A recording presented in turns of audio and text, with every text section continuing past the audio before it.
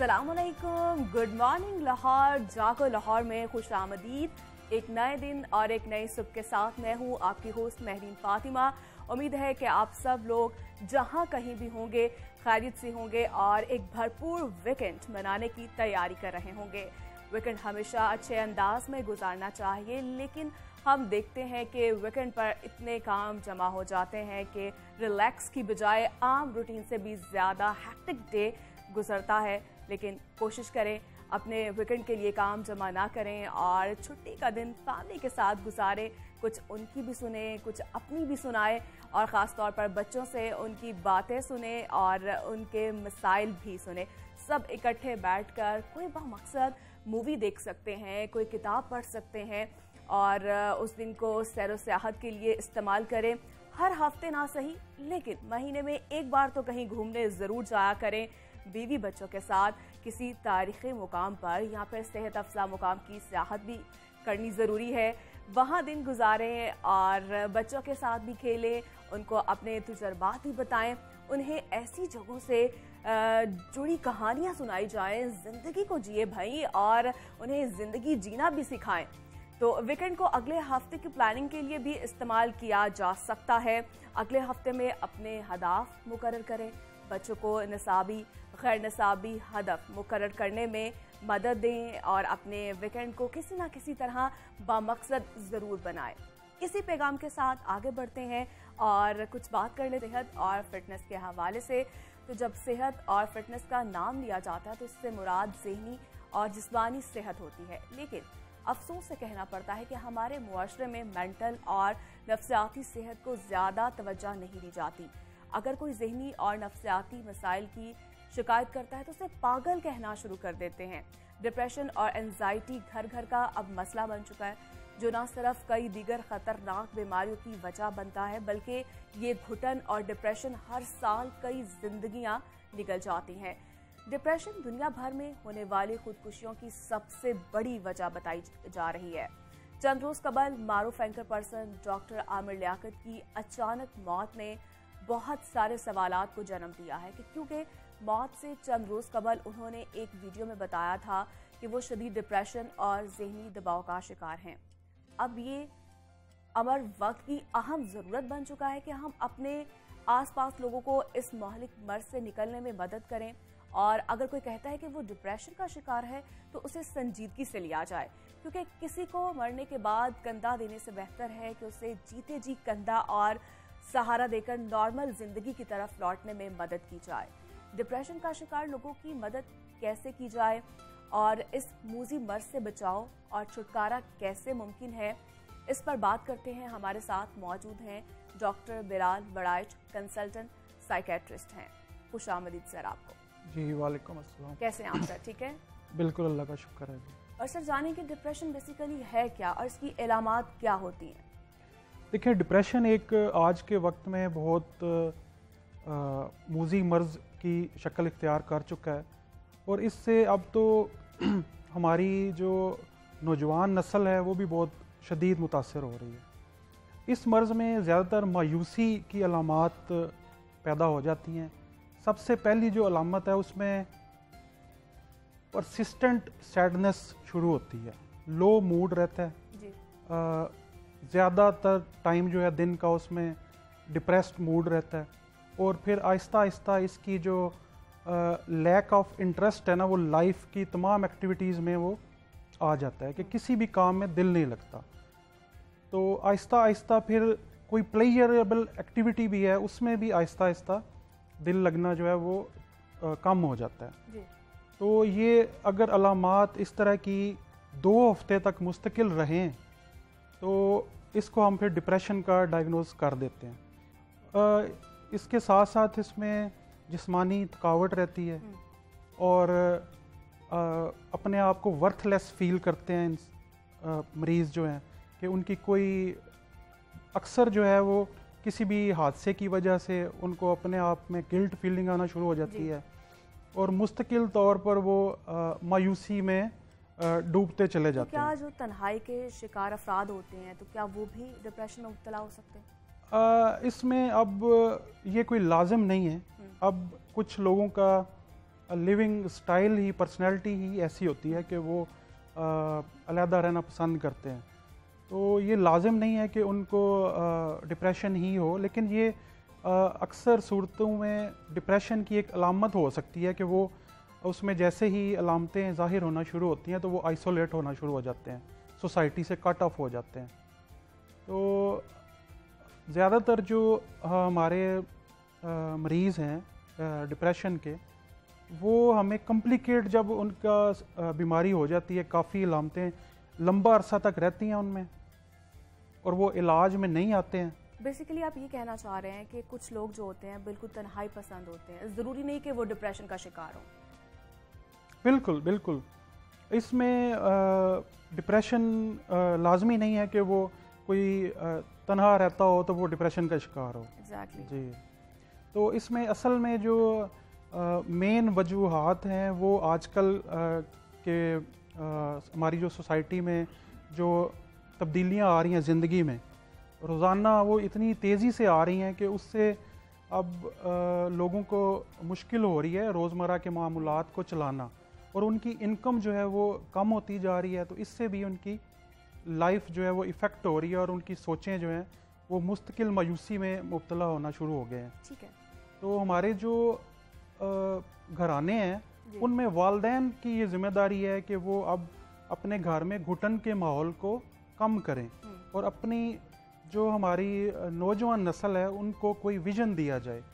इसमें हुकूमत का भी काफ़ी अमल दखल है कि वो अपनी आवाम को कोई विज़न दें, ज़िंदगी गुजारने का कोई मुफीद मकसद दें, ताकि वो एक हेल्दी लाइफस्टाइल की तरफ आएँ और फिर आहिस्ता आहिस्ता इसमें। अगर एक इंसान जो है वो डिप्रेशन में मुब्तला है तो उसको नॉर्मल लाइफ में लाने के लिए क्या करना चाहिए, किस तरह से उसके लिए एक्टिविटीज़ जो वो होनी चाहिए? देखिए, आपने इंट्रो में बहुत खूबसूरत मैसेज दिया है कि मॉर्निंग जैसे ही आपने शुरू की तो उसमें आपने बहुत सारी एक्टिविटीज़ का जिक्र किया है, जिसमें फैमिली में इंटरेक्शन का बढ़ाना बहुत ज़रूरी हो गया। वालिदैन का अपने बच्चों को सुपरवाइज़ करना अब बहुत ज़रूरी हो चुका है।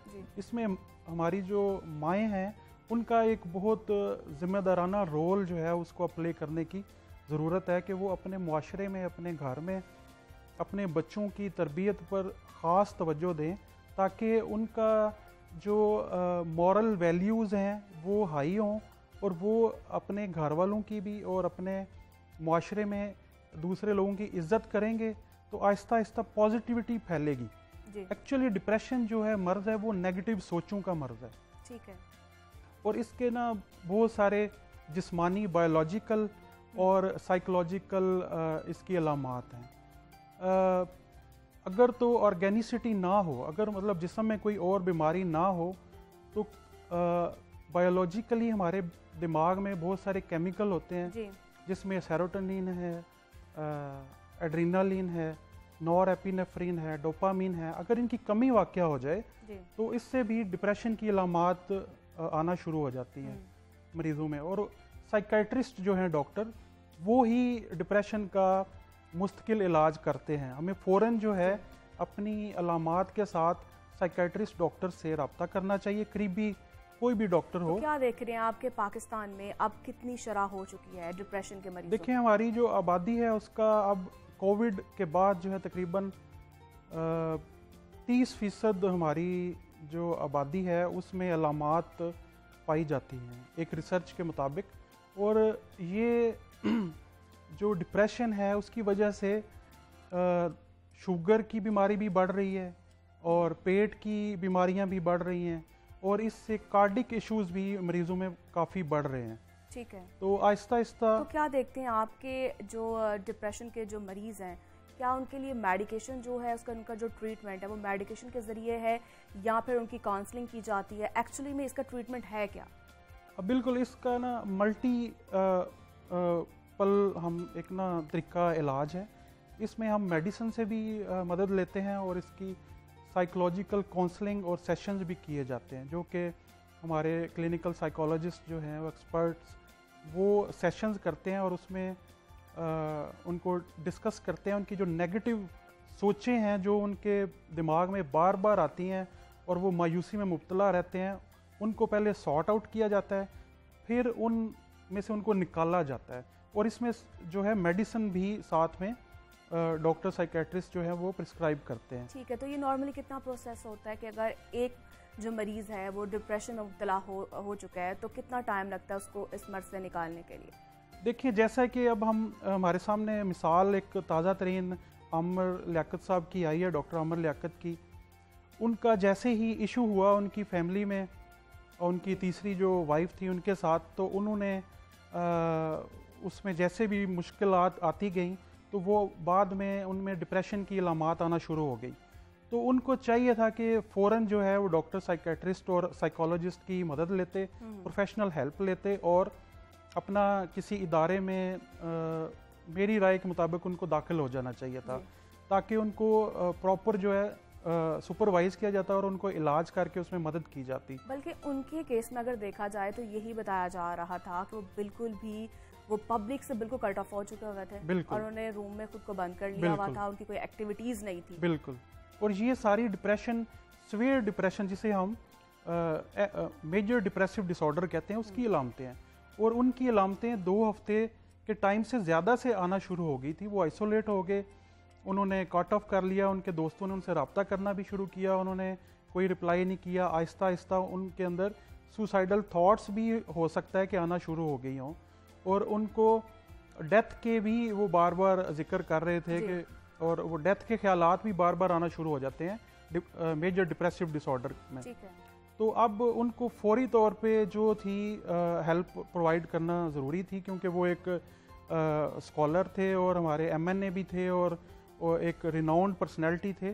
तो उसमें हमें समझता हूँ कि हम उनकी वाइफ को सिर्फ कुछ लोग ब्लेम कर रहे हैं, वो दुरुस्त नहीं है, क्योंकि हमें ये भी सोचना है कि उनकी वाइफ ने ऐसा रिएक्शन क्यों किया। उनको भी आखिर कोई मेंटली स्ट्रेस दी गई तो उन्होंने उनकी कोई सोशल मीडिया पे शेयर की होंगी। और अब आमिर लियाकत जो हैं उस वाक्य को हमें एक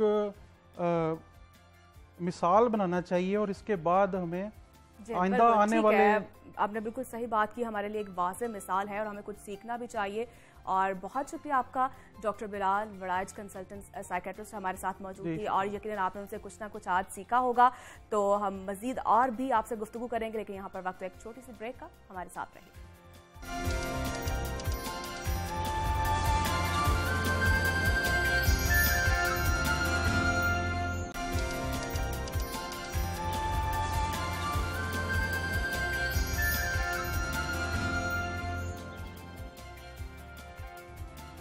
वेलकम बैक टू जागो लाहौर। ब्रेक पर जाने से पहले हम बात कर रहे थे डिप्रेशन के हवाले से।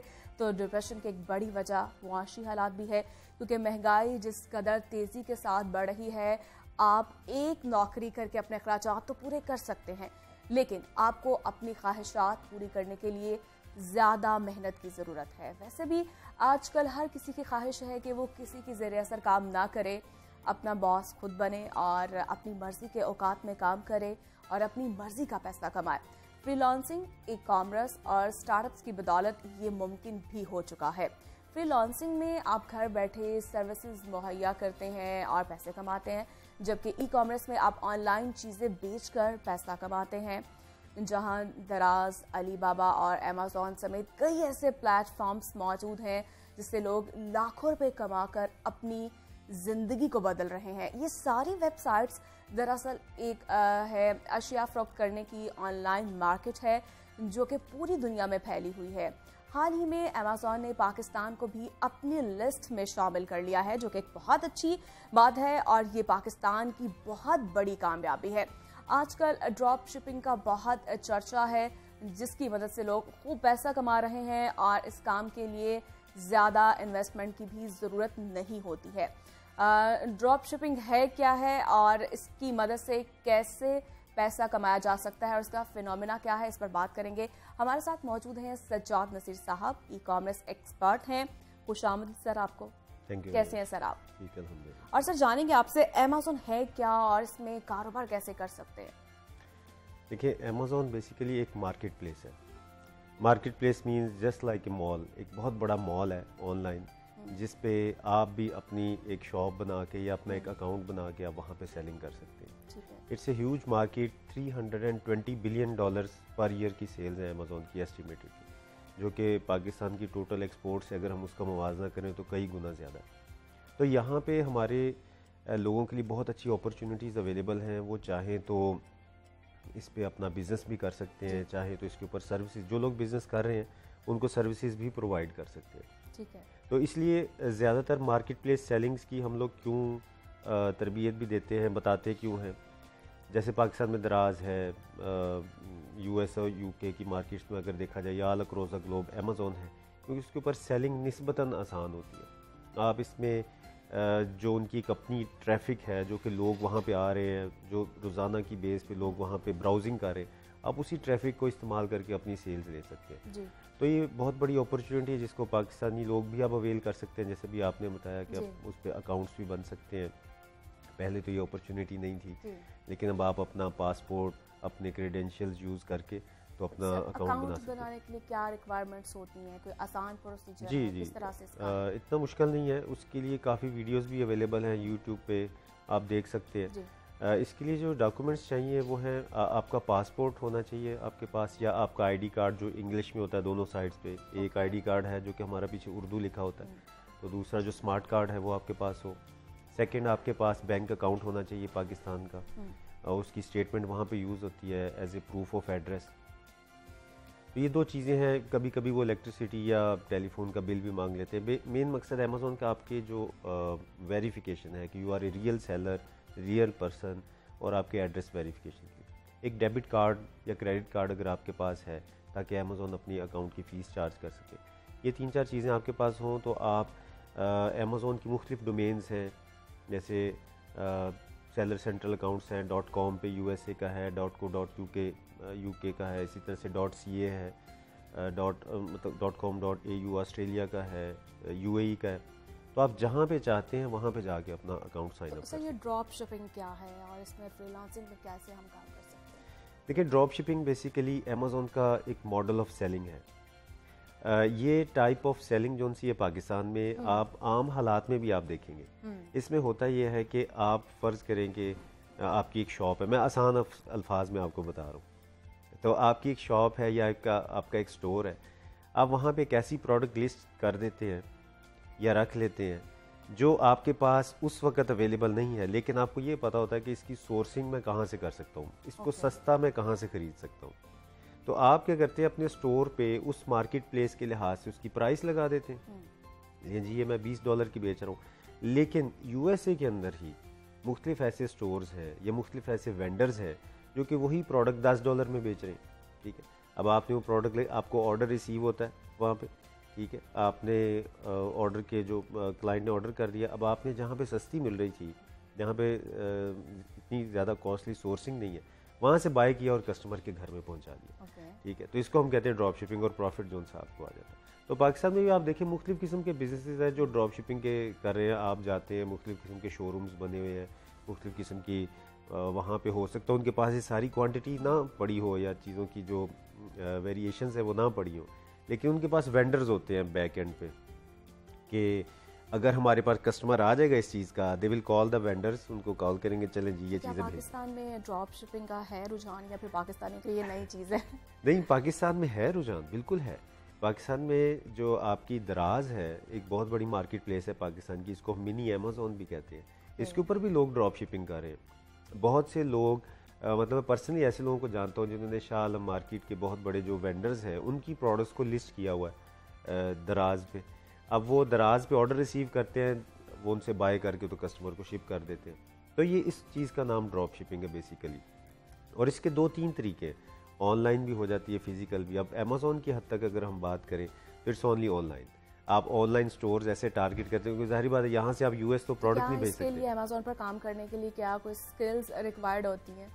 जी बिल्कुल, आना लाजमी है। बिल्कुल। देखिए, एक नई चीज़ है, नया पोर्टल है, वहाँ की अपने तरीक़ेकार हैं काम करने के, तो you must have the basic knowledge at least किसी चीज़ को स्टार्ट करने से पहले। अगर थोड़ा सा प्रो नॉलेज ले लेंगे तो ज़्यादा बेहतर हो जाएगा, आप किसी किस्म के नुकसान से बच जाएंगे। आपको नहीं पता होता पेमेंट्स कैसे करनी है, रिसीव कैसे करनी है, और भी काफ़ी ज़्यादा चीज़ें। तो अगर आप ट्रेनिंग्स ले सकते हैं तो ट्रेनिंग्स ले लें, अदरवाइज़ यूट्यूब और गूगल वो भरा पड़ा है आपकी रहनुमाई के लिए। आप वहाँ पे जाके वीडियोस देख सकते हैं, इस चीज़ को सीख सकते हैं। फ्री ट्रेनिंग्स की सीरीज़ भी हैं, वेबसाइट्स हैं, तो आप वहाँ पे जाके बिल्कुल इसकी लर्निंग करें और उसके बाद इस काम को आप स्टार्ट कर सकते हैं। इतना मुश्किल काम नहीं, मुश्किल काम नहीं है। तो इसका पेमेंट जो मोड है वो क्या है? पेमेंट मोड ये होता है कि अगर आप फ़र्ज़ करें यूएसए में अगर आप काम कर रहे हैं, अगर आप यूके में काम कर रहे हैं, मार्केट प्लेस पे डिपेंड करता है और मॉडल पे भी डिपेंड करता है। आप अगर पाकिस्तानी डिटेल्स पे काम कर रहे हैं तो आपकी सारी पेमेंट्स जो सी हैं वो आपको एक थर्ड पार्टी जो वॉलेट है उसमें रिसीव होंगी, जिसको हम पायनियर का नाम देते हैं। अगर आपने यूएसए में कंपनी बना ली है, क्योंकि पाकिस्तानी यूएसए में कंपनीज़ बना सकते हैं, यूके में कंपनीज़ बना सकते हैं, अगर आपने वहाँ पे कंपनीज़ बना ली हैं तो वहाँ के किसी भी वर्चुअल बैंक का आप अकाउंट खोल लें, या अगर आप फिज़िकली वहाँ पे जा सकते हैं तो वहाँ का अकाउंट ओपन कर लें, तो उसके अंदर आप पेमेंट्स अपनी रिसीव कर सकते हैं। ठीक है सर, जैसा कि आपने बताया कि पाकिस्तान में जो अमेज़न का अकाउंट है वो वन वे है, तो क्या अपनी जो प्रोडक्ट हम बेच तो सकते हैं लेकिन ख़रीद नहीं सकते हैं, तो इससे फिर कैसे पैसा कमाया जा सकता है? बाय कर सकते हैं, बाय कर सकते हैं।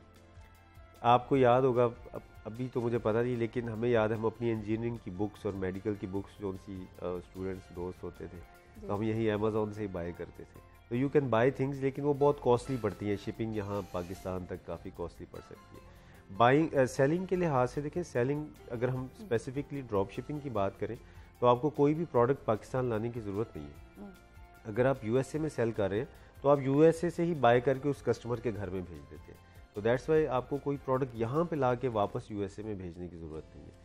अगर दूसरे मॉडल्स में बात करें, जैसे कि आप अपना ब्रांड बिल्ड कर रहे हैं या समथिंग एल्स, जैसे कि हमारे कुछ ब्रांड्स हैं हम यूके में सेल करते हैं, तो फिर हम पाकिस्तान से उसको सोर्स करके वहाँ पे भेज के और वहीं पे उसकी शिपिंग वगैरह करवाते हैं। ठीक है सर, आप क्या देखते हैं कि ड्रॉप शिपिंग का मुस्तकबिल पाकिस्तान में क्या देख रहे हैं आप? देखिए, ओवरऑल ड्रॉप शिपिंग के अलावा ई कॉमर्स का फ्यूचर पे अगर हम बात करें तो वो बहुत ब्राइट है, क्योंकि लोग इस वक्त बहुत ज़्यादा ऐसे हैं जो कि जॉब्स 9 to 5 करते हैं और वो चाहते हैं कि अपना कोई स्मॉल स्केल पे बिज़नेस कर सकें।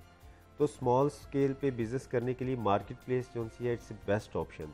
आप दराज पे करें या अमेज़ोन पे करें या कोई भी लाइन ई कॉमर्स की अगर आप चूज़ करते हैं तो आप उसके ऊपर सक्सेसफुली अपनी सेलिंग कर सकते हैं। और इस वक्त यूथ जो सी है उनका ट्रेंड बहुत ज़्यादा है इस तरफ, क्योंकि लोग, आपको पता है कि यूनिवर्सिटीज़ में पढ़ने के बाद ओबियसली अपनी जो एक ड्रीम जॉब है या एक ड्रीम बिज़नेस है उस तक पहुंचने के लिए काफ़ी टाइम लग जाता है आपको करते हुए।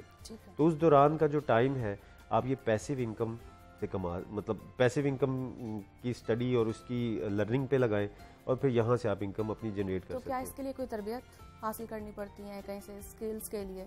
जी, मैंने आपको जैसे बताया, या तो आप बहुत से इदारे हैं जो कि इसकी ट्रेनिंग्स प्रोवाइड कर रहे हैं, वहाँ से ट्रेनिंग ले सकते हैं। अदरवाइज़ गूगल एंड यूट्यूब मतलब बेस्ट ऑप्शन है। मुझे याद है आज से 7 साल पहले जब मैंने ये स्टार्ट किया था, तो I am basically petroleum engineer, तो मैंने यहीं से सीखा था, गूगल और यूट्यूब से।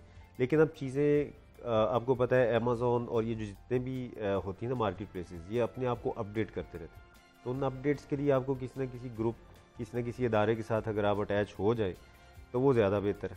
आपको आसानी भी हो जाएगी, ट्रेनिंग भी मिल जाएगी, स्किल्स भी डेवलप हो जाएगी। सर, क्या लगता है आपको कि इसका कितना बेनिफिट है हमारे जितने भी नौजवान हैं? देखिए, बेनिफिट ये एक बिज़नेस है, हर बिज़नेस में नफ़ा और नुकसान दोनों होते हैं।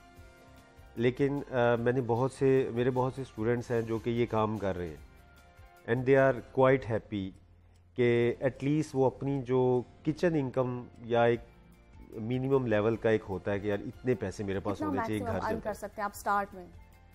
देखिए, स्टार्ट में अगर आप इसको प्रॉपर तरीके से लेके चलेंगे विदाउट एनी कॉम्प्लिकेशंस, तो आप स्टार्ट में इसके अंदर महीने का $1000 तक निकाल सकते हैं। $1000 इस वक्त पाकिस्तान के 2 लाख रुपया बनता है। चले अगर मैं इसको भी हाफ कर दूँ, $500 विच इज़ क्वाइट अचीवेबल, बहुत ईजी गोल है, तो आप उसको अचीव कर सकते हैं। तो $500 आप घर बैठ के अपने एक लैपटॉप और एक इंटरनेट के कनेक्शन से आप उसको कमा सकते हैं। ठीक है, there are some technical aspects जिसको मतलब ज़ाहिर बात है सीखना भी चाहिए और सीखना है, उसके बाद ही आप इसको अचीव कर सकते हैं। ठीक है, जो बिगनर्स हैं जो स्टार्ट करना चाहते हैं, तो आप उनके इस हवाले से बताइए उन्हें क्या करना चाहिए? देखिए, सबसे पहले तो जो मेरा है एक नज़रिया वो ये है कि हमें अपने आप पे ना इन्वेस्ट करना चाहिए। अपनी स्किल्स को डेवलप करना चाहिए। अब अक्सर लोग ये समझते हैं कि शायद ये इस चीज़ को मोटिवेट कर रहे हैं जी कि आप जाएं कहीं पे पैसे दें और किसी इदारे में जाएं, हाँ वहाँ पे पैसे दें, ऐसा नहीं है। इन्वेस्टमेंट 2 टाइप्स की है, एक पैसों की इन्वेस्टमेंट है और एक टाइम की इन्वेस्टमेंट है। अगर आपके पास पैसे हैं तो you should invest the money ताकि उसका रिटर्न आपके पास आ सके। अगर पैसे नहीं है तो फिर आप अपना टाइम इन्वेस्ट करें। ये जो हम दिन में फजूल मतलब कुछ देखने लगे, मोबाइल हम टाइम देखने के लिए ओपन करते हैं और आधा घंटा उसके ऊपर हम टिकटॉक देखना शुरू करते हैं, तो जो टाइम हम ज़ाया करते हैं उसको हमें चाहिए कि एक अपनी स्किल डेवलपमेंट पे खर्च करें। आप किसी भी जगह पे चले जाएं, इस वक्त फ्री स्टफ़ इतना अवेलेबल है, इतनी वीडियोस अवेलेबल हैं कि अगर आप में पैशन है और आप काम करना चाहते हैं तो आप उन वीडियोस को देख के ही सीख सकते हैं। बाकी ग्रुप्स हैं, हमारे भी ग्रुप्स हैं और भी बहुत से ग्रुप्स हैं जहाँ पे आप फ्री क्वेश्चंस कर सकते हैं जाके, जी मुझे ये समझ नहीं आ रहा मुझे बता दें। वहाँ पे वीडियोस अवेलेबल है, एक्सपर्ट्स अवेलेबल हैं जो कि आपकी हेल्प करना चाहते हैं, तो आप वहाँ पे सीखें और अपना टाइम इन्वेस्ट कर दें। अगर पैसे नहीं इन्वेस्ट करना, अपना टाइम इन्वेस्ट करें, दिन के 4, 5, 6 घंटे इस चीज़ को दें। You will see the results. आप अपने आप को डेवलप करेंगे, स्किल्स को डेवलप करेंगे और अल्टीमेटली अगर हमारे नौजवान स्किल्ड हो जाते हैं, डिसिप्लिन हो जाते हैं, उसका एक इम्पैक्ट हमारे मुल्क के ऊपर भी आएगा और वो जो अर्निंग्स बाहर से आती हैं वो एक ह्यूज यानी पूल की शक्ल इख्तियार कर देंगी। और इंशाल्लाह मतलब हमारी तो यही कोशिश है कि जब कभी अमेज़ॉन या सर्विसेज का नाम आए तो पाकिस्तान का नाम वहाँ पे आए और हमें ये जो पैसे मतलब लोन की शक्ल में लेने पड़ते हैं, ये हमारे फ्रीलांसर्स, ये हमारे जो अमेज़ॉन के सेलर्स हैं या दूसरी मार्केट प्लेसेस के सेलर्स हैं, ईबे के सेलर्स हैं या पाकिस्तानी हैं, ये वैसे ही पाकिस्तान में ले।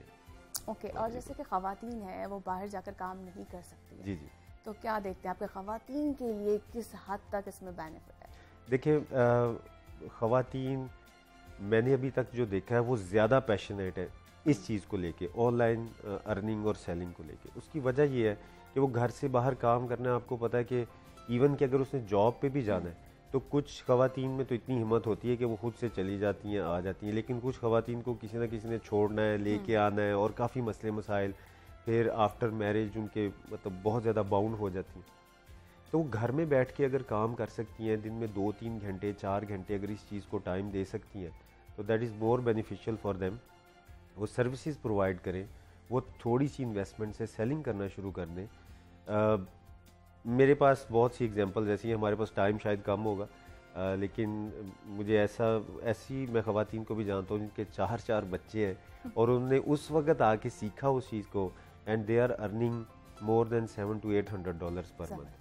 तो अब देखें इट्स ए गुड इनकम, एक बहुत बड़ी सपोर्ट है फैमिली को और इतनी बड़ी सपोर्ट अब कंट्री को भी प्रोवाइड कर रही है, बाहर से पैसे हमारे मुल्क में लेके आ रही है। तो इसलिए वुमेन शुड कम फारवर्ड। घर हैं आप इन चीज़ों को सीखें, देखें और अगर आपको इस चीज़ में सीखने के बाद अब लगता है कि you can do, you must do. तो क्या देखते हैं कि आप अमेज़ॉन ड्रॉप शिपिंग से हमारे जो नौजवान हैं पाकिस्तान में उतना ही कमा रहे हैं जितना दीगर ममालिक में कमाया जाता है या फिर यहाँ के लिए डिफरेंट पॉलिसीज़ हैं हमेशा की तरह? देखिए मेरा एक स्टूडेंट मेरे पास आया था और कहता था सर मेरे लिए $1000 डेली कमाना कोई बड़ी बात नहीं। तो इसी से आप अंदाज़ा कर लें कि we are earning more than those people who are living in those countries. मतलब मैं अपनी मिसाल देता हूँ, मेरे कुछ रिलेटिव्स हैं वहाँ पे रहते हैं, वो महीने का $5-6 हज़ार कमाते हैं, मतलब वहाँ पे जॉब्स करते हैं पर आवर के लिहाज से per month, and we are earning more than them living in Pakistan. तो यहाँ से काम किया जा सकता है। बेसिकली बात यह है कि अपने गोल्स इतने बड़े ना भी सेट करें आप। तो ड्रॉप शिपिंग की अगर आप लर्निंग करते हैं, काम करते हैं, एक छोटा सा गोल सेट कर लें। हमारे लिए $500 ये बहुत छोटा सा गोल है। तो $500 अगर आप पर मंथ कमाना चाहते हैं तो आप कमा सकते हैं, बिल्कुल कमा सकते हैं। सिंगल पर्सन वो अपने कंप्यूटर लैपटॉप पे बैठ के, थोड़ी सी इन्वेस्टमेंट ऑब्वियसली करनी पड़ेगी क्योंकि ये एक बिजनेस है, तो यू कैन अर्न, कोई मसला नहीं है। ठीक है, और आप क्या देखते हैं कि इसके लिए मजीद क्या इकदाम होने चाहिए ताकि मजीद हम इसमें तरक्की कर सकें? देखें इसके लिए ना गवर्नमेंट लेवल पे इकदाम होने चाहिए। हम एक प्राइवेट ऑर्गेनाइजेशन हैं, हम तो कोशिश कर रहे हैं जितनी भी कर सकते हैं, लेकिन गवर्नमेंट लेवल पे इसको रिलीफ मिलना चाहिए। जो पैसे पाकिस्तान से बाहर आते हैं टैक्सेशन की शक्ल में, जैसे कुछ दिन पहले पता चला था कि शायद कुछ टैक्सेस भी इम्पोज करेंगे, बिल्कुल। तो मेरे ख्याल में अभी टाइम नहीं है इन टैक्सेस को इम्पोज करने का। तो क्या अभी तक जो है वो टैक्स इम्पोज नहीं किए गए हैं इससे पहले? इससे पहले थोड़े से थे, 1% के करीब है, किसी जगह पे वो रजिस्ट्रेशन करवा के एज ए फ्रीलांसर वो टैक्स एग्जाम्पशन भी दी गई है। मैं थोड़ी सी आपकी ना मतलब इतला के लिए बता दूं कि हमारे हमसाया मुल्क की जो IT एक्सपोर्ट की, ये सब IT के अंदर आता है ना तकरीबन सारा कुछ, तो उनकी जो सर्विसेज हैं, जो एक्सपोर्ट्स हैं, वो मोर देन 200 बिलियन है if I am not wrong, ठीक। तो अभी पाकिस्तान की 3.4 बिलियन है। तो अभी हमें इम्प्रूवमेंट की ज़रूरत है, अभी हमें इनकरेज करने की ज़रूरत है, हमें अपनी एक फोर्स डेवलप करने की ज़रूरत है जिनको पता होगा कि ठीक है जी, हमने पैसे पाकिस्तान में लेके आने और वो हमें एक फोर्स जो है उसे डेवलप करना होगा। बहुत शुक्रिया। E commerce expert Sajjad Naseer sahab हमारे साथ मौजूद थे और कुछ आज आपने उनसे सीखा होगा। और इसके साथ ही हमें ब्रेक लेनी है और फिर वापस आएंगे और मज़ीद भी फिर बात करेंगे और मज़ेदार बातें होंगी। तो एक ब्रेक ले रहे हैं, स्टे विद अस।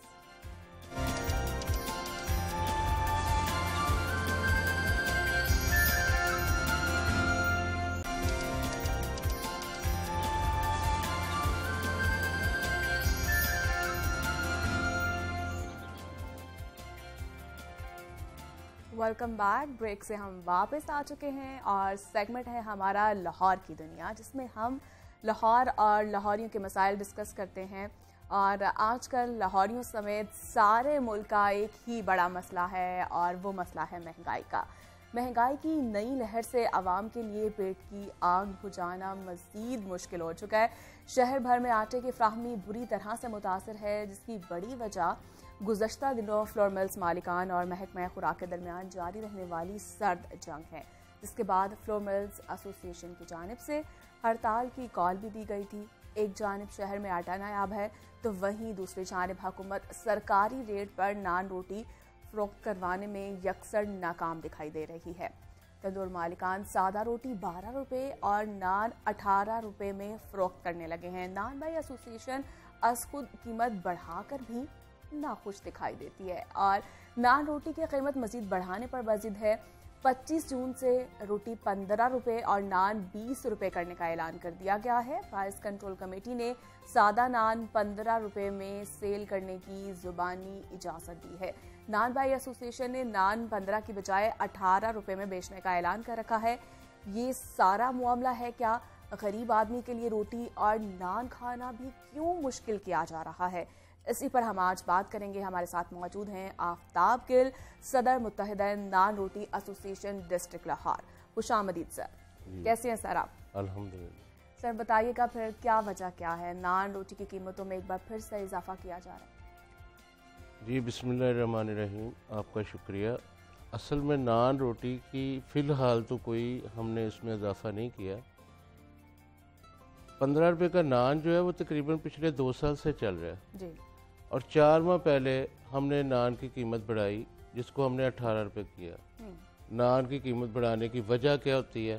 बेसिक चीज़ तो ये है कि नान और रोटी बढ़ती क्यों है। नान जब फ़ाइन महंगा हो जाएगा, गैस महंगी हो जाएगी और हमारे जो लाज़मात है सारे वो महंगे हो जाएंगे, फिर ओबियसली हमें नान की कीमत बढ़ानी पड़ेगी। अब 4 माह पहले जो हमने 15 रुपये का जब नान किया था उस वक्त 4,900 रुपये फ़ाइन की कीमत थी 80 kg की। और उसके बाद 4 माह पहले जब हमने नान की कीमत बढ़ाई और इंतज़ामिया से मिलकर बढ़ाई, ये नहीं कि हम खुद बढ़ा सकते हैं, हम गरीब तबका हम कैसे बढ़ा सकते हैं, तो उस वक़्त जो है 5,900 रुपये का फ़ाइन हमें मिल रहा था मार्केट में। अब फ़ाइन के साथ आप देखिए गैस की कीमत बढ़ती है और इतनी शदीद गर्मी में हमारी लोड शेडिंग जारी है, जिसमें हम LPG इस्तेमाल कर रहे हैं, लकड़ इस्तेमाल कर रहे हैं और वो सारे जो अखराजात है वो नान और रोटी पे पड़ने हैं। अच्छा, उसके बाद आज जो मौजूदा हालात हैं, मैं ये क्लियर कर रहा हूँ कि 5,900 रुपये में हमें बोरी मिल रही थी 80 kg की, जब से हमने नान 18 रुपये का किया। अब जो फ़ाइन की कीमत है वो हो गई है 6,700 रुपया। 6,700 रुपये की फ़ाइन की बोरी मिल रही है मार्केट। अभी तो गंदम की कटाई मुकम्मल हुई है। जी जी, तो क्या अभी से ही साथ ही प्राइसेस जो है वो इंक्रीज होंगे? ये सवाल आपका मिल वालों से बनता है ना कि क्यों बढ़ाया उन्होंने, फ़ाइन की कीमत क्यों बढ़ी? पहली चीज़ तो ये है, वो बताएं। अब मसला पता क्या है, गवर्नमेंट जो भी गवर्नमेंट होती है वो गरीब को पकड़ती है। हम कहते हैं कि गरीब के लिए आई है ये गवर्नमेंट, और ये गवर्नमेंट वाकई गरीब के लिए आती है और गरीब को पकड़ने के लिए आती है, क्योंकि ना इन्होंने फ़ाइन कम किया, उसका कोई रेट कम किया, ना इन्होंने हमें कोई गैस में सब्सिडी दी, ना इन्होंने हमारा कोई मसला हल किया, और ये कहते हैं कि जी आप नान 15 रुपए का बेचो। कोई आप मुझे ये बताएं कि एक चीज़ जो 2 साल पहले या साल पहले से बिक रही है, क्या उसके बाद कोई महंगाई नहीं हुई? उसके बाद आप कैसे ज़बरदस्ती गन पॉइंट पे आप हमसे बिकवा रहे हो? आपने इतना जुल्म किया है, ये 4 से 5 दिनों में इसका जवाब देना पड़ेगा आपको, और सबसे पहले आपको अल्लाह को जवाब देना पड़ेगा। गरीब नान भाई जो है वो एक गरीब सारा दिन गर्मी में वो आपके साथ आग पे जला के अपने आप को रिज़्क़ कमा रहा है, आप उसको उठा के रात को हवालात में बंद कर देते हो। क्या जुर्म किया उसका? मुझे ये बताया जाए कि उन्होंने हमें, गवर्नमेंट ने हमें दिया क्या है जिसपे वो कह रहे हैं जी आप 15 का नान बेचो। अब नोटिफिकेशन अगर गवर्नमेंट नहीं करती वो उनका मसला है। महंगाई के तनासब से हर चीज़ बढ़नी है। 2 साल पहले आप देखें घी की क्या कीमत थी, चीनी की क्या कीमत थी, दालों की क्या कीमत थी। इसके बाद हमने जब ये नान और रोटी बेच के, क्या हमने अपने बच्चों को स्कूलों में नहीं पढ़ाना? क्या हमारे बच्चों ने मजदूर ही रहना सारी जिंदगी? हमारा बच्चा जो 4वीं 5वीं क्लास से उठेगा वो तंदूर पे आएगा और वो सारी जिंदगी इनकी मुलाजमत करता रहेगा। उसका हक नहीं कि वो पढ़े, वो पढ़ के अपनी जिंदगी को आगे संवार सके। गरीब का हक नहीं है कि वो भी पढ़े? जी, क्या गरीब का हक नहीं है कि वो भी पढ़े? तंदूर वाला गरीब है, वो रोटी ही सिर्फ खाएगा कि बच्चों को नहीं पढ़ाएगा? देखिए, मैं ये कह रहा हूँ कि तंदूर वाले को आपने कहाँ से अमीर देखा है? आप विजिट करें बाहर निकल के, इतनी शदीद गर्मी में कोई काम है? मैं एक मिसाल आपको देता हूँ कि तंदूर वाला नान और रोटी जब पकाएगा तो उसमें कुछ ना कुछ उसको रात को बचना चाहिए ना, ताकि वो भी जाके बाजार से कुछ अपने लिए खरीद सके। ये जो कैलकुलेशन निकालते हैं, मैं कहता हूँ हमारे साथ मेरिट पे बैठे, कैलकुलेशन निकाल के जो हमारा रेट बनता है वो हमें दे दें। हम ये बिल्कुल भी नहीं करते। और मैं सख्त एहतजाज करता हूँ लाहौर न्यूज़ से कि इन्होंने एक तरफा मौक़िफ़ चलाया। कल से परसों से मैं देख रहा हूँ, मैं आपके प्लेटफॉर्म से ये एहतजाज रिकॉर्ड करता हूँ कि मेरा मौक़िफ़ नहीं चलाया गया। सर, इसीलिए ही आपको बुलाया गया ताकि आप अपने मौक़िफ़ को सामने रखें। ये कहा गया कि गवर्नमेंट ने घुटने टेक दिए। भाई, गवर्नमेंट ने कहाँ घुटने टेके हैं? ये 18 रुपए का नान तो जो है हमारा 4 माह पहले से बिक रहा है। 4 माह पहले से, उस वक्त तो पीटीआई की गवर्नमेंट थी। नून लीग की या ये जो 11 जमातें मिलके आई हैं, ये तो अभी 1 माह हुआ है ना, इनको 1-1.5 माह हुआ है। तो 4 माह पहले की जो चीज बिक्री थी, हाँ ये आके सस्ता जरूर कराए, हम इंशाल्लाह इनके साथ शाना बिशाना खड़े हैं, लेकिन हमें बताएं कि हमें रिलीफ क्या दे रहे हैं। क्या ये फाइन सर, आपके मुज़ाकरात जो हैं वो अभी फिर दोबारा होंगे? क्या मुज़ाकरात के लिए दोबारा कोई कॉल? हाजिर हैं, लेकिन सबसे पहले जो मेरी गुजारिश है वो ये है कि ये जो तंदूर वालों को बिला वजह तंग किया जा रहा है, उनको जुर्माने किए जा रहे हैं, उनको उनके खिलाफ FIR किए जा रही हैं, इस पे मेहरबानी करें। गवर्नमेंट बैठ के हमारे, ये गन पॉइंट पे बिकवाने वाली बात नहीं है कि आप ज़बरदस्ती कह रहे हैं कि 15 रुपये का नान बेचो। मुझे ये बताएं कि आपने हमें 15 रुपये नान करने, या तो आप बताएं ना कि हमने आपका फ़ाइन सस्ता कर दिया है, हमने आपकी गैस सस्ती कर दी है, हमने तिल सस्ते कर दिए हैं, सोडा सस्ता कर दिया है, जो ज़रूरियात ज़िंदगी की जो नान में इस्तेमाल होता है उसमें से कौन सी ऐसी चीज़ है जो हमें गवर्नमेंट ने सस्ती करके दी है, और ऊपर से गवर्नमेंट कह रही है कि इसको आप सस्ता बेचो। हम गवर्नमेंट के साथ मिल के चलेंगे, लेकिन गवर्नमेंट भी तो हमें बताए कि भाई ये चीज़ हमने आपको सस्ती दी है। सर, मुज़ाकरात में अगर आपने ये बात सामने रखी है तो हुकूमत के सामने, तो क्या बातचीत हुई है आपकी? उनकी जानिब से क्या कहा जा रहा है? ये जब मुज़ाकरात हुए हैं जी, हमारे बिलाल यासीन साहब के साथ जो फूड मिनिस्टर है, DC साहब मौजूद थे, रमज़ान सदीक भट्टी साहब मौजूद थे, हमने उनके साथ ये सारे मसाइल डिस्कस किए हैं, उनको बताया है कि ये हमें बिल्कुल भी जो 15 आप कह रहे हैं ये बिल्कुल पॉसिबल नहीं है, क्योंकि फ़ाइन सस्ता नहीं है, गैस सस्ती, जो चीज़ें मैं बार बार आपसे डिस्कस कर रहा हूँ। तो उन्होंने कहा कि हम नेक्स्ट बैठेंगे, फिर दोबारा मीटिंग में हम बैठेंगे। वो मीटिंग से बैठने से पहले उन्होंने मुझे स्टेटों को बाहर निकाल दिया, और खुद ब खुद, क्योंकि वो गवर्नमेंट है, दोबारा उन्होंने बजाय हमारे साथ मुज़ाकरात करने के, उन्होंने मुझे स्टेट हज़रात को कहा कि जाओ भी पकड़ो इनको। अभी शालामार थाना, गुज्जरपुरा, मुगलपुरा, शादबाग, इन थानों में इन्होंने जो है कि कम से कम 5 से 6-7 FIR 2-3 दिनों में किए। अब मुझे बताएं कि या एक तंदूर वाले का कसूर क्या है? या तो आप उसको, अच्छा वो गरीब तबका है इसलिए आप उसको पकड़े, क्यों नहीं आप फाइन सस्ता करवा पा रहे? क्यों नहीं आप गैस को सस्ती करते? आए ना हमारे साथ बैठ के, मैं बारहा ये आपके प्लेटफॉर्म से कहता हूँ कि हमारे साथ बैठ के आप मेरिट पे रेट दें। हमने रोटी का रेट नहीं बढ़ाया, हम 2 साल से 10 रुपए की रोटी बेच रहे हैं। हमने रोटी, क्योंकि रोटी जो है वो बेसिक गरीब के खाने की चीज़ है। नान अगर आप बात करते हैं तो हलवा पूरी सस्ती हो गई है, समोसा सस्ता हो गया है।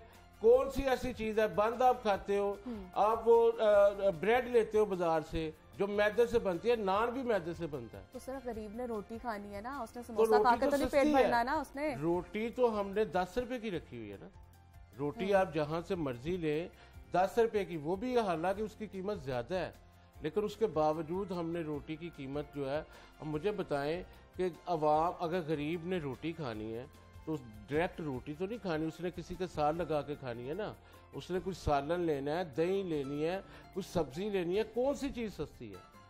आप बाजार में जाएं, एक टॉफी नहीं 10 रुपए की मिलती। तो सर आपने कहा कि रिसेंटली मुज़ाकरात हुए हैं, तो क्या उन मुज़ाकरात में कोई सब्सिडी की कोई बात हुई है आपसे? देखिए, फाइन की तो कोई बात उन्होंने की नहीं है कि जी फाइन हम आपको सस्ता देंगे। बारहा जी आटे की बात करते हैं, जी आटा हमने 980 रुपए का कर दिया, जी कर दिया, लेकिन है कहाँ? कर तो दिया आपने, लेकिन आप मेरे साथ चले लाहौर में, आप विजिट करें तंदूरों पे, हमें तो आटा दिया ही नहीं जाता। अगर हम फूड डिपार्टमेंट एक होता है जो मिल वालों को गंदम रिलीज करते हैं, उनसे पूछते हैं, वो कहते हैं जी तंदूर वाले को आटा अलाउ नहीं है। भाई अगर तंदूर वाले को आटा अलाउ नहीं है, अगर उसको सस्ता आटा नहीं मिलेगा तो वो रोटी कैसे पकाएगा?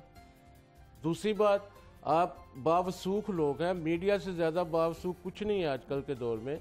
आप अपने तौर से इंक्वायरी करवाएं कि बाहर बाजार में 20 किलो का थैला 1400 रुपये में मिल रहा है, जो बाजार में प्राइवेट गंदम का वो दे रहे हैं और वही अवेलेबल है। अब इन्होंने कुछ पॉइंट बनाए हैं। अब मुझे ये बताएं कि हम क्या एक बंदा रखेंगे एक्स्ट्रा मुलाजम, वो सुबह जाके आटे का एक थैला लेके आएगा, वो तंदूर में देगा, तंदूर वाला वो एक थैला, एक तंदूर पे कम से कम 4 थैले लगते हैं, एक तंदूर पे कम से कम 4 थैले लगते हैं। जैसे आप बात करें कि गरीब आदमी की रोटी ज़रूरत है, रोटी पे फिर जब नान और रोटी में फ़र्क आ जाता है ना, नान महंगा है, रोटी सस्ती है, तो इस लिहाज से रोटी पे ज़्यादा असर पड़ता है। लेकिन सर ये भी तो है ना, तंदूर मालिकान जो है उन्होंने अपने ही मनमाने रेट रखे हुए हैं। और आप देख लें लाहौर में मुख्तलिफ जो इलाके हैं डिफरेंट है, नान रोटी के डिफरेंट प्राइसेस हैं, एक नहीं है कुछ इलाकों में। तो इस हवाले से कौन जिम्मेदार है, क्या लगता है आपको? देखिए, कुछ इलाकों से मुझे ये बताएं कि 18 से ऊपर तो नान है नहीं कहीं पे, 18 से कम आपको मिल सकता है, ऊपर वाली बात नहीं है, ठीक है। जो रेट में बारहा रेट एक क्यों फिक्स नहीं है? फिक्स का मसला पता है क्या है, यहाँ पे कारोबारी कुछ सिलसिले ऐसे होते हैं, कुछ इलाके फोश होते हैं, अपना कुछ इलाके हैं पोश, जहाँ पे अब एक मैं मिसाल दे रहा हूँ कि दुकान का किराया 50,000 से ज़्यादा है। अब उस बेचारे को आप रेट वही देंगे तो जुल्म है।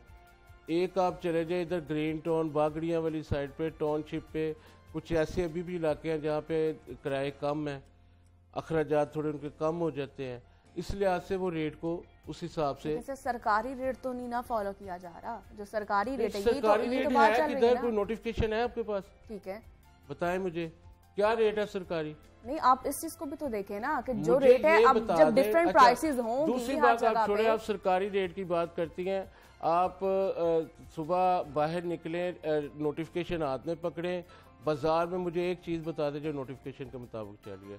नान रोटी को छोड़े, मालिकान की जानिब से जो है मनमानियां तो की जा रही है ना, अपने रेट तो है ना, इस बात को तो आप एक्सेप्ट करते हैं। देखिए, मेरी आप बात समझ नहीं रही, मैं गुजारिश कर रहा हूँ, मनमानी नहीं की हमने 4 माह पहले टेबल टॉक की है, टेबल टॉक करके हमने 18 रुपए का नान किया है, हमने एक बाकायदा एप्लीकेशन दी है डीसी ऑफिस, वो रिकॉर्ड में है, हम आपको दे सकते हैं। अभी हमने 20 रुपए नान और 15 रुपए रोटी की एप्लीकेशन दी हुई है 1 माह पहले। मनमानी तंदूर वाले की क्या जरूरत है वो मनमानी करे? ये तो गिरेबान से उठा के फेंकते हैं गाड़ियों में। तंदूर वाला गरीब आदमी है, वो मनमानी कर ही नहीं सकता। मनमानी वहां पे हो रही है जहां 6,700 रुपए का फाइन बिक रहा है, मनमानी वहां पे हो रही है जहां पे गैस कंट्रोल नहीं हो रही, मनमानी वहां पे हो रही है जहां पे बिजली कंट्रोल नहीं हो रही, मनमानी वहां पे हो रही है जहां पे तिल कंट्रोल नहीं हो रहे। ये तंदूर वाले की क्या औकात है बेचारा वो मनमानी कर ले? इसको तो एक कांस्टेबल आता है थाने को, वो गिरेबान से पकड़ता और लेके चला जाता है। इस तरह देखें, तंदूर वाले को जो डिक्लेयर किया जा रहा है मनमानी वाली बात, ये बहुत बड़ी ज्यादती है। हम हमेशा इंतज़ामिया के साथ बैठकर रेट निकालते हैं। अब मुझे आप बताएं कि आप ये एक चीज़ लेके 200 रुपये की आ रही हैं, आप अगर सेल्समैन हैं तो आपको कहा जाए जी 150 की बेचे, कैसे बेचेंगे आप? 200 रुपये की आपने खरीदी है, आप इसको 150 में कैसे बेच सकेंगे? तो ये मेरा जो सवाल है इंतजामिया से या हुकूमत, अगर आपके मुज़ाकरात दोबारा होते हैं हुकूमती टीम से तो क्या मुतालिबात है आपके, कोई आप पैगाम देना चाहें?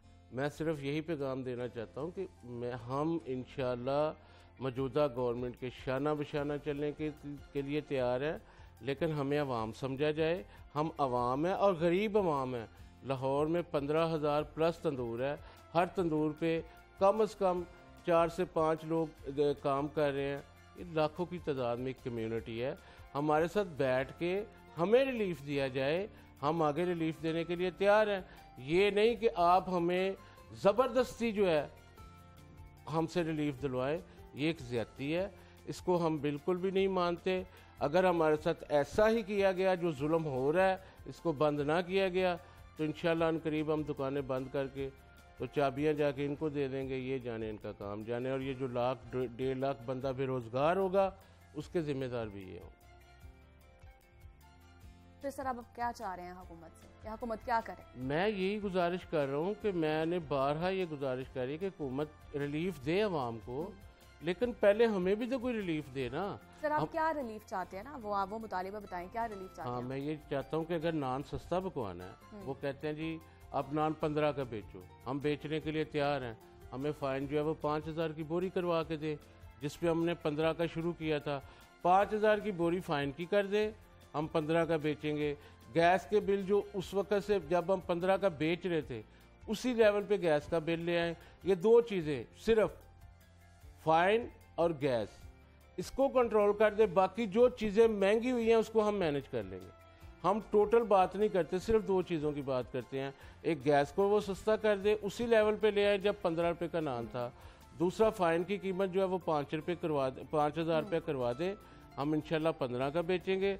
नहीं तो हमारे साथ बैठ के जो बाकायदा कैलकुलेट किया गया, ये तो 4 माह पहले का रेट है जिस पे ये ज्यादती हो रही है। तो मैं ये बारहा गुजारिश करूँगा कि मेहरबानी की जाए, ये गरीब लोग हैं, इनको तंग ना किया जाए, इनको भी अपने बच्चों का रिज़्क कमाने दिया जाए। ये कोई जंगल का कानून नहीं है। ठीक है, कोई जंगल का कानून नहीं है। आफ्ताब गिल साहब, बहुत शुक्रिया आपका, आपने अपना मौक़िफ़ जो है वो हमें दिया है। और कल वैसे भी संडे है, तो संडे को खूब एंजॉय कीजिएगा अपनी फैमिली के साथ, तो इसी तरह से खुश रहे और जो खुशियां हैं वो बिखेरते रहे। अपने आसपास लोगों का भी ख्याल रखिएगा। और इससे पहले कि मैं आपसे इजाज़त लूँ,